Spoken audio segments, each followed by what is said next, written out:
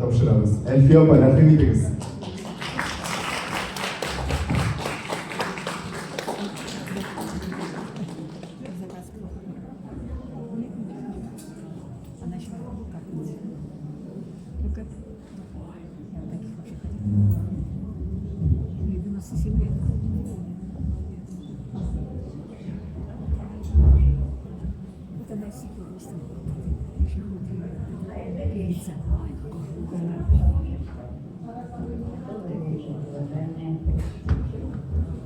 Наш концерт посвящен 116-летию со дня рождения актрисы, певицы, композитора и презентации книги Сара Садыкова в народном творчестве.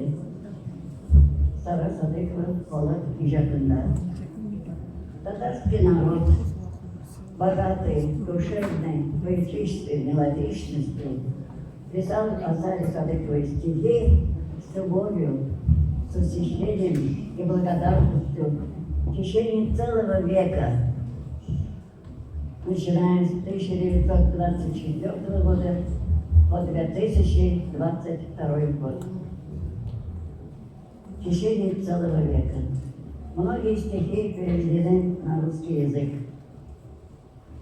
Также много стихов и на русском языке, а иные из них переведены на татарский язык. Я имею в виду русские стихи. Сара Садыкова и сама иногда свои мысли, чувства и переживания объясняла поэтическими строками. Некоторые ее стихи тоже переведены на русский язык. Книга двуязычная. Стих «Спутник песни», шевер «Жерном юлдаши». Ведь у нас с вами два пророка, великий Пушкин и родной Купай.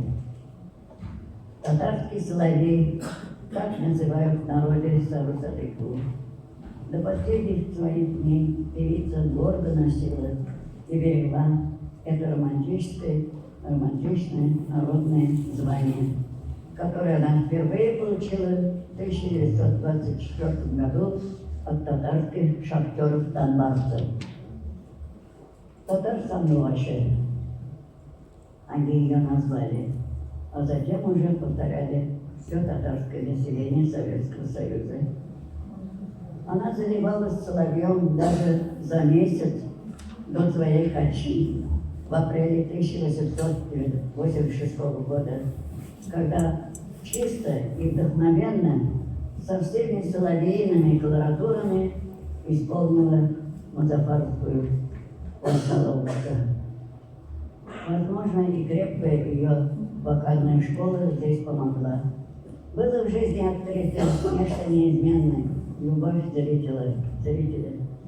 Она, будто желая обнять весь зрительный зал, широко раскрыла руки и произнесла: «Дорогие мои зрители, я вас очень люблю, поэтому пришла на встречу с вами».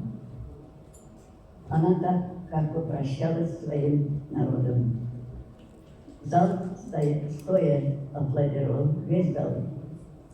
Сегодня имя Сары Садыковой здравствует, благодаря ее большому творческому наследию, чудесным песням, музыке и спектаклей, где она сохранила душу своего народа.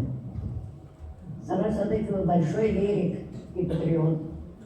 Ее задушевные, оптимистичные и всегда актуальные песни имеют взаимообращающие друг другу два крыла. Мелодия и поэтический текст — самые ценные в ее песне. Это и есть так называемый шевер «Жерном юлдаше», то есть стих «Спутник песни». Песни Сары Садыковой не перепеть, их очень много. В сегодняшней программе концерта вы услышите несколько песен Сары Садыковой, которые прозвучат впервые после их рождения. Например, песня, если писалась в 1956 году, то она впервые звучит в 2022 году.